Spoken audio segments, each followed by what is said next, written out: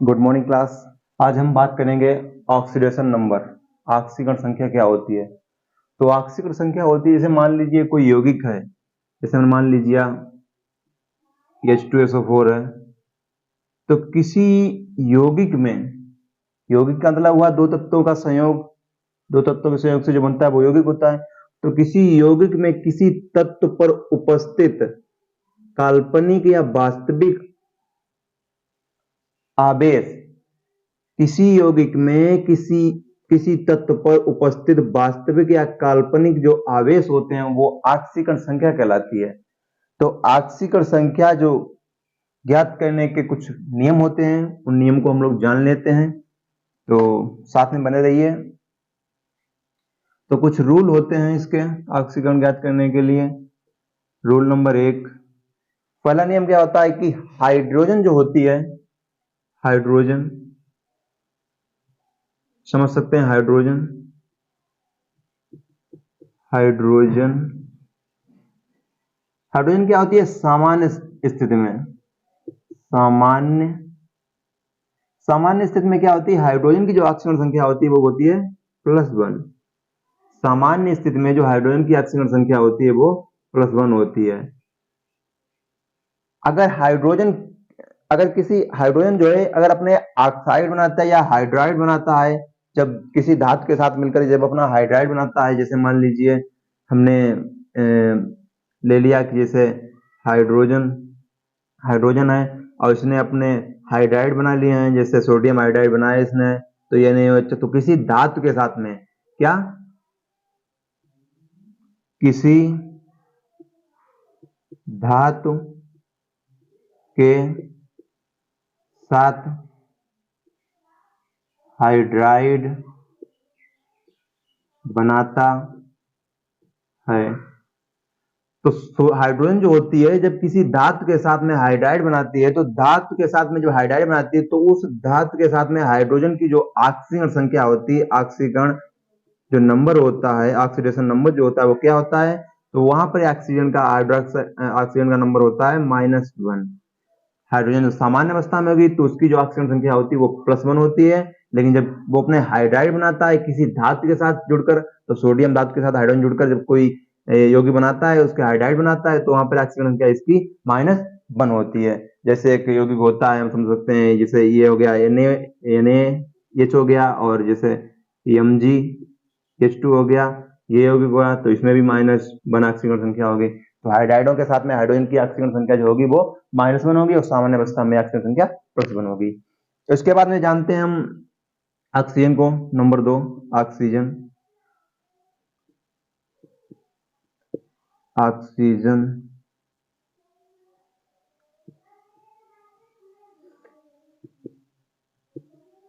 तो ऑक्सीजन क्या है, ऑक्सीजन जो होता है वो सामान्य अवस्था में, कब, सामान्य अवस्था में, सामान्य अवस्था में क्या होती है, ऑक्सीजन की सामान्य अवस्था में ऑक्सीजन संख्या जो होती है वो होती है -2।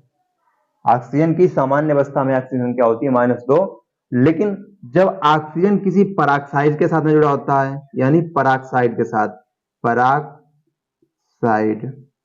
पराक्साइड क्या होता है आगे हम समझते चलेंगे, धीरे धीरे क्लासों में आगे जानेंगे पराक्साइड क्या होता है। पराक्साइड जैसे हमारा, जैसे H2 और O2, तो ये हमारा क्या हो गया, हाइड्रोजन पराक्साइड। तो ये पराक्साइडों में ऑक्सीजन संख्या कितनी होती है, तो ऑक्सीजन की, इस ऑक्सीजन की ये पराक्साइड के साथ में ऑक्सीजन, तो वहां पर इसकी ऑक्सीजन संख्या होती है -1, वहां पर इसकी ऑक्सीजन संख्या होती है -1। लेकिन जो ऑक्सीजन होता है इसकी कई ऑक्सीजन संख्याएं होती हैं, सामान्य अवस्था में -2 होती है, पराक्साइड जब होता है उसके साथ में इसकी -1 होती है, लेकिन जब ऑक्सीजन OF2 के साथ में होता है, OF2 के साथ में, तब इसकी ऑक्सीजन संख्या जो होती है वो +2 होती है। जब ऑक्सीजन किसी O2 और F2 के साथ होता है, तब इसकी ऑक्सीजन संख्या जो होती है वो होती है +1। और जब ओजोनाइड बनाता है, जब ये ओजोनाइड जो होता है, ओजोनाइड बनाता है, ओजोनाइड बनाता है, तो इसमें इसकी ऑक्सीजन संख्या जो होती है वो होती है -1/2। 3। तो ओजोनाइड में जब इसकी ऑक्सीजन संख्या बना होती है वो होती है 1/3। तो ये हो गई ऑक्सीजन की संख्याएं ऑक्सीजन की, हाइड्रोजन की और ऑक्सीजन की। उसके बाद में बात करते हैं हाई अगले नियम की, नियम नंबर 3। नंबर 1 और नंबर 2 नियम हो गए। उसके बाद में नंबर 3 नियम की बात करते हैं। नंबर 3 पे क्या आएगा? तो नंबर 3 पे क्या है, जब ये हाइड्रोजनों में ऑक्सीजन की संख्या क्या होती है, हाइड्रोजन मतलब वर्ग सत्ता जो एलिमेंट पीरियड टेबल दे गई, उसका लास्ट वर्ग जो 18 शून्य वर्ग है उससे पहले एक वर्ग रखा गया सत्ता, जिसमें जिसमें वर्ग रखा है, जिसमें क्या है, फ्लोरीन रखी गई है, क्लोरीन है और ब्रोमीन है और आयोडीन है। ये तत्व रखे गए हैं लाइन से, तो वर्ग में रखे गए हैं। तो क्या है कि इसमें तो हाइड्रोजनों की, किसकी, हाइड्रोजनों की ऑक्सीकरण संख्या, हाइड्रोजनों की ऑक्सीजन संख्या, जो हाइड्रोजनों की ऑक्सीजन संख्या होती है वो होती है इनकी -1 से लेकर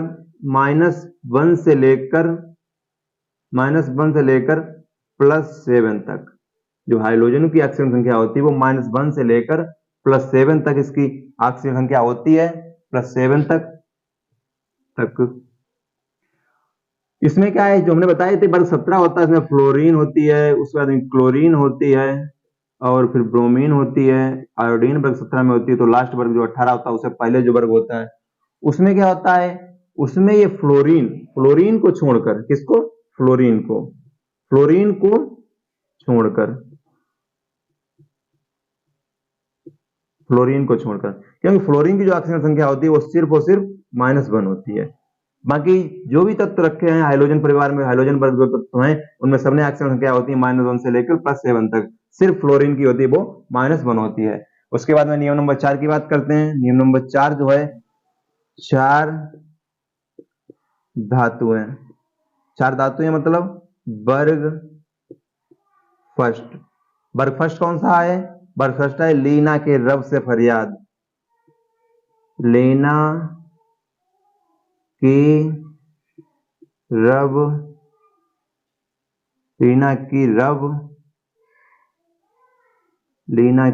से फरियाद, यानी लिथियम, पोटेशियम, रुबिडियम, सीजियम और फ्रांसियम। तो ये लीना की रब से फरियाद, ये इनमें क्या होता है, इनमें जो लीना की, लिथियम और सोडियम, लीना की रब से फरियाद। तो ये जो तत्व वर्ग फर्स्ट में जो तत्व रखे गए हैं इनकी जो ऑक्सीजन संख्या होती हैं वो, इनकी ऑक्सीजन संख्या होती है सबकी क्या होती हैं, इनकी सबकी ऑक्सीजन संख्या होती है वो +1 होती हैं, +1 ऑक्सीजन संख्या होती हैं। तो वर्ग जो फर्स्ट वर्ग रखा है एलिमेंट पीरियड टेबल में, फर्स्ट वर्ग रखा है जिसमें यस ब्लॉक तत्व जो है फर्स्ट वर्ग यस ब्लॉक तत्व में, तो पहला वर्ग है लीना की रब से फरियाद। तो यानी लिथियम, सोडियम जो है इनकी सबकी ऑक्सीजन संख्या होती है वो +1 होती हैं। इसके बाद हम बात करते हैं इसी में जो सेकंड वर्ग है एस ब्लॉक में ही, उनका है नाम क्षारीय मृदा धातुएं, क्षारीय मृदा धातुएं। वर्ग जो सेकंड रखा हुआ है, वर्ग सेकंड कौन सा है, वर्ग सेकंड है बेटा मांगे कार स्कूटर बाप राजी, बेटा मांगे कार स्कूटर बाप राजी। तो इसमें जो होता है, इसमें जो क्षारीय मृदा धातुएं हैं इनमें क्या होता है, इनमें जो ऑक्सीजन संख्या होती है वो इनकी +2 होती है। तो वर्ग जो सेकंड है उसमें जो ऑक्सीजन संख्या है उनमें +2, तो इनकी 2 होती है, ऑक्सीजन संख्या 2 होती है। इसके बाद में हम बात करेंगे अगले नियम की, नियम नंबर 5 की। नियम नंबर 5 क्या कहता है, नियम नंबर, तो ऑक्सीजन संख्या निकालने के 4 नियम हो चुके हैं। इसके बाद में नंबर 5 की बात करते हैं।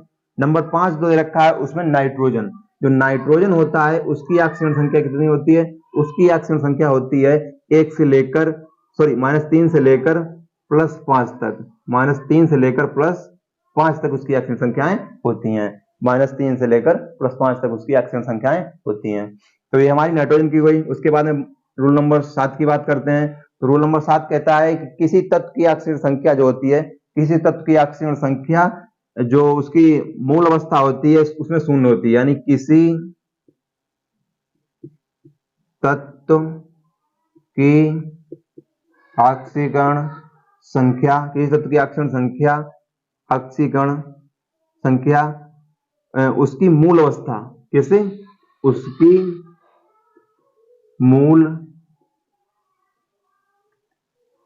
अवस्था, उसकी मूल अवस्था, उसकी मूल अवस्था में शून्य होती है। किसी तत्व की ऑक्सीकरण संख्या उसकी मूल अवस्था में शून्य होती है, शून्य होती है। तो किसी तत्व की ऑक्सीकरण संख्या उसकी मूल अवस्था में शून्य होती है। मूल अवस्था का मतलब क्या हुआ? मूल अवस्था का मतलब हुआ जैसे हाइड्रोजन, सिर्फ हाइड्रोजन होता तो सिर्फ हाइड्रोजन की जो ऑक्सीजन संख्या होती है वो +1 होती है। सिर्फ हाइड्रोजन की हमने बताया था, सिर्फ हाइड्रोजन की +1 होती है। इसके ऊपर क्या, हाइड्रोजन के ऊपर 1 एक चार्ज होता है, +1 चार्ज होता है। अगर ये किसी धातु के साथ में जुड़ा हुआ है, यानी सोडियम और हाइड्रोजन जैसे है, सोडियम हाइड्रोक्साइड है, तो इसके साथ में इसकी जो ऑक्सीजन संख्या होती है वो होती है -1 होती है। लेकिन इसने बात की है कि जब मूल रूप में हो, मूल अवस्था में हो, तो मूल अवस्था में जब तत्व होगा तो उसमें उसकी ऑक्सीजन संख्या कितनी होती है? उसमें उसकी ऑक्सीजन संख्या होती है 0। क्या कहा है? 0 होती है। तो जैसे N2 हो गया, N2 हुआ, P4 हो गया, फास्फोरस P4 हो गया, सल्फर 8 हो गया, उसके बाद में ऑक्सीजन है, Br2 है, I2 है और नाइट्रोजन N2 है। तो ये तत्व हैं जो मूल अवस्था में क्या होता है, इनकी जो ऑक्सीजन संख्याएं होंगी वो इनकी ऑक्सीजन संख्याएं कैसी होंगी? वो स्वतंत्र अवस्था में इसकी 0 होगी। कैसी होगी?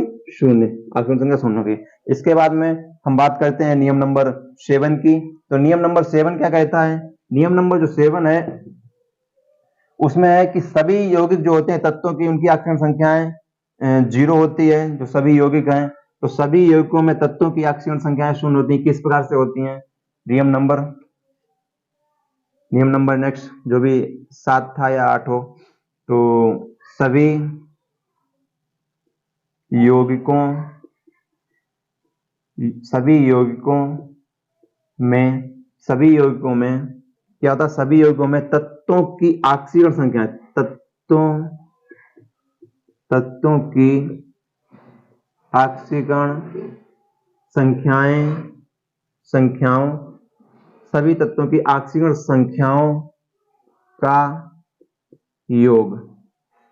संख्याओं का योग 0 होता है, 0 होता है। ठीक है, तो ये हम समझ सकते हैं। कैसे समझ सकते हैं? जैसे हमने देख लिया, हमने ले लिया जैसे H2O ले लिया, तो H2O का मतलब है कि हाइड्रोजन के ऊपर एक पॉजिटिव यानी 2 पॉजिटिव, और जो ऑक्सीजन है उसके ऊपर 2 नेगेटिव है। तो इन दोनों का जब योग करेंगे, 2 नेगेटिव 2 पॉजिटिव, तो यानी कि इनकी संख्याओं का जो योग होगा वो क्या होगा? 0 होगा। यानी 2 नेगेटिव है 2 पॉजिटिव है। जैसे हमारा सोडियम क्लोराइड था, NaCl था, तो इसके ऊपर एक पॉजिटिव है, इसके ऊपर नेगेटिव है, तो दोनों का योग क्या है? तो एक उदासीन यौगिक है, तो यानी कि ये भी पॉजिटिव नेगेटिव, तो ये डिस्ट्रॉयड, यानी कि ये क्या होता है? उदासीन हो जाएगा, तो 0 हो जाएगा इसका मान।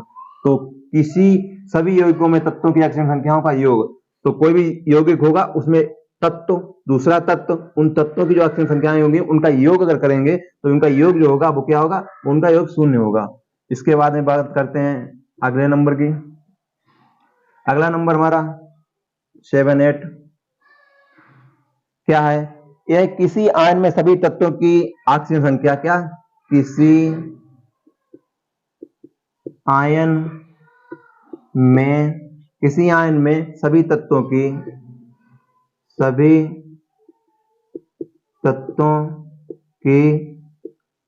अवस्थाओं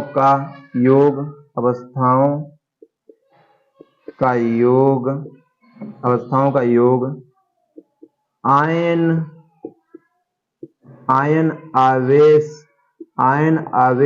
योग आयन आवेश के बराबर होता है। कहा है किसी आयन में सभी तत्वों की ऑक्सीकरण अवस्थाओं का योग आयन आवेश के बराबर होता है। आयन आवेश का मतलब क्या हुआ?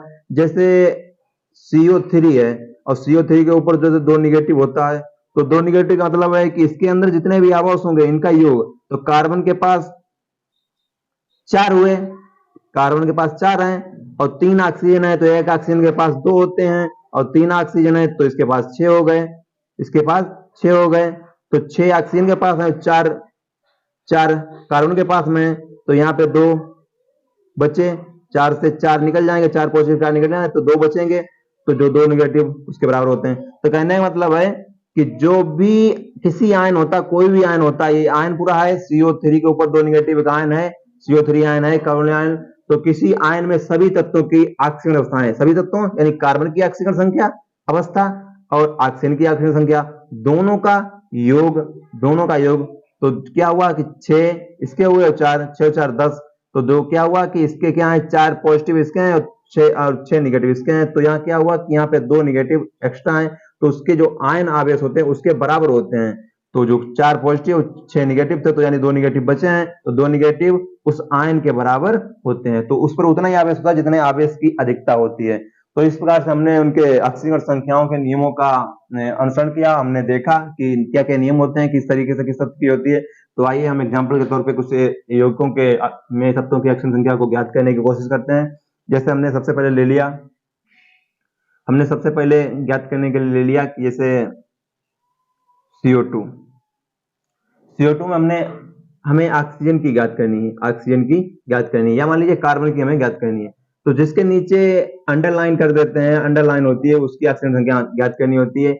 CO2 में कार्बन की ऑक्सीजन संख्या, तो जिसकी हमें निकालनी होती है ऑक्सीजन संख्या उसको लिख लेते हैं यक्स, यानी माना कार्बन की ऑक्सीजन संख्या बराबर यक्स। तो कार्बन की एक्स मान ली प्लस ऑक्सीजन की पता है आपको सामान्य अवस्था में जो होती है, किसी यौगिक के साथ में वो सामान्य अवस्था में हो तो उसमें -2 होती है, तो -2 और 2 यौगिक हैं और इन सब का बराबर योग 0 होता है। तो क्या हुआ, 2 दूनी 4, तो माइनस के 4 और ब्रैकेट खुलेगा तो प्लस माइनस गुणा माइनस, तो -4 = 0। तो x = जो माइनस के 4 उधर ले जाएंगे तो प्लस के 4 हो जाएंगे, तो प्लस के 4। तो यहाँ कार्बन की ऑक्सीजन संख्या निकल के आ गई कितनी, 4। कैसे निकल के आ गई, अब इसको हम दूसरी जगह समझ लेते हैं। जैसे कार्बन का जो परमाणु क्रमांक होता है वो होता है 6, कार्बन का परमाणु क्रमांक तो 6 होता है, तो इसके इलेक्ट्रॉन विन्यास बनाते हैं 1s2 2s2 2p6 sorry 2p2, तो 2 2 4 2 6। पहला कोष भरा हुआ है, दूसरा कोष यहाँ से यहाँ तक, दूसरे कोष में एक उपकोष भरा हुआ है, दूसरे उपकोष में 2 इलेक्ट्रॉन है, तो p में अधिकतम 6 इलेक्ट्रॉन रहते हैं, तो कम से कम तो यहाँ 2 ही हैं, तो यहाँ इस उपकोष में 4 इलेक्ट्रॉन हो रहे हैं, तो इनका क्रम जो होता है वो 2 होता है, फिर 8 होता है, फिर अगली कक्षा में 18, फिर 32 होता है। अब 18 ना हो रहे हैं तो कम से कम 8 तो हो ही जाए, तब तो 18 हो या तो फिर कम से कम 8 हो। तो यहाँ पे क्या है, यहाँ पे 8 भी नहीं हो रहे हैं, 2 2 4 ही हो रहे हैं, तो 4 इलेक्ट्रॉन है, यानी इसके पास 4 इलेक्ट्रॉनों की और कमी है, तो 4 इलेक्ट्रॉनों की इसके पास कमी है, तो इसके बायतन कक्षा में कितने 4 इलेक्ट्रॉन है, तो इसके ऊपर 4 की पावर होती है। जो किसी भी तत्व के ऊपर, उसमें क्या होता है, किसी भी तत्व के ऊपर हम शुरुआत में बताया था कि किसी भी तत्व के ऊपर उपस्थित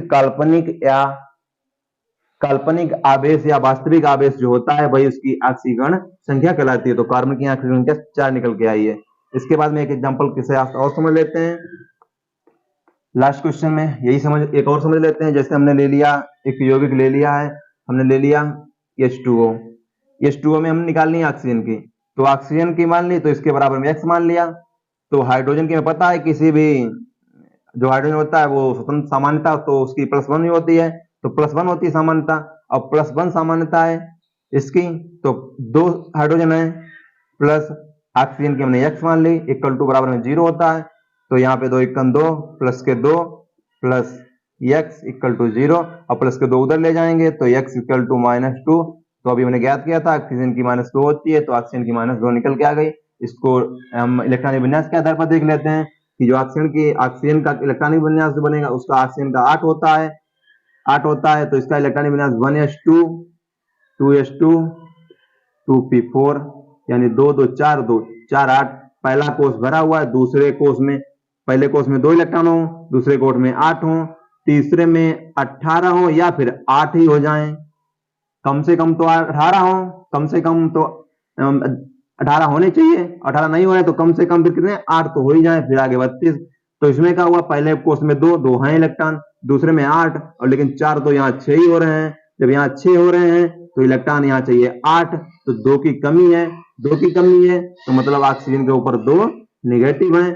तो किसी भी तत्व के पास क्या हुआ, उस पर काल्पनिक या वास्तविक आवेश जो होता है वो क्या कहलाता है, उसकी ऑक्सीकरण संख्या, ऑक्सीडेशन नंबर कहलाता है। आई होप आप लोगों को ये सारी विधि जो हमने बताई है, नियम बताए हैं, इनको फॉलो करके आप सीखने का प्रयास करें और कुछ समझ में आया होगा। तो इसी के साथ आज की क्लास यहीं तक, मिलेंगे नेक्स्ट क्लास में, तब तक के लिए थैंक यू क्लास।